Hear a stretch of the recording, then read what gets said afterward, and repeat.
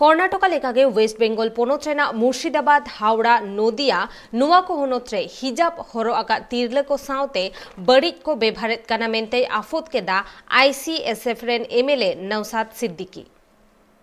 কর্ণাটকে যখন হিজাব নিয়ে বিষয়টা নিয়ে যে সারা দেশ যখন উত্তাল হয়েছিল, সে ন্যাশনাল ইস্যু যখন হয়েছিল, তখন আমরা দেখেছি কোনো ন্যাশনাল ইস্যুতে আমার রাজ্যের মুখ্যমন্ত্রী ইন্টারফেয়ার করে তিনার মতামত প্রদান করেন, কিন্তু হিজাব বিষয়ে তিনি মতামত দেননি। সেই বিষয়ে তার একান্ত ব্যক্তিগত ব্যাপার। কিন্তু আমার রাজ্যে এই হিজাবকে নিয়ে বিশৃঙ্খলা করার আইনের শাসনকে ভেঙে মানে সমস্যা ক্রিয়েট করার জন্য যে হিজাব নিয়ে বিভিন্ন জায়গায় চলছে ডিস্টার্ব, সেই বিষয়ে কোনো কী পদক্ষেপ প্রশাসনের পক্ষ থেকে নিয়েছে সেই জন্য আমি জানতে চেয়েছি।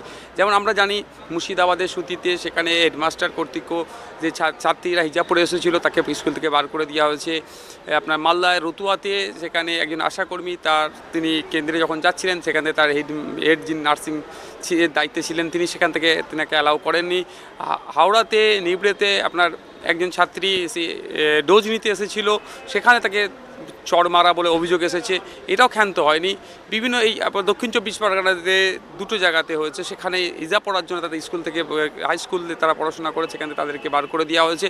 এবার রিসেন্ট যেটা ঘটে গেল সেটা হচ্ছে উত্তর চব্বিশ পরগনার টিটাগড়ে একজন ছাত্রী মাধ্যমিক পরীক্ষা দিতে এসেছিল, সেখানে সিভিক ভলেন্টিয়ার তাদের সাথে রীতিমতো যে দুর্ব্যবহার করেছে, তার গার্জেনদের সাথে যে দুর্ব্যবহার করেছে, সেটা আমার ভাষায় প্রয়োগ করার মতো শব্দ নয়। যে একজন সিভিক ভলেন্টিয়ারের কী রাইট আছে যে কে হিজাব পরে আসবে কি আসবে না, সেগুলো এই বিষয়গুলো আমি উত্থাপন করছি। এর এগেনস্টে প্রশাসনের পক্ষ থেকে কী পদক্ষেপ গ্রহণ করেছে।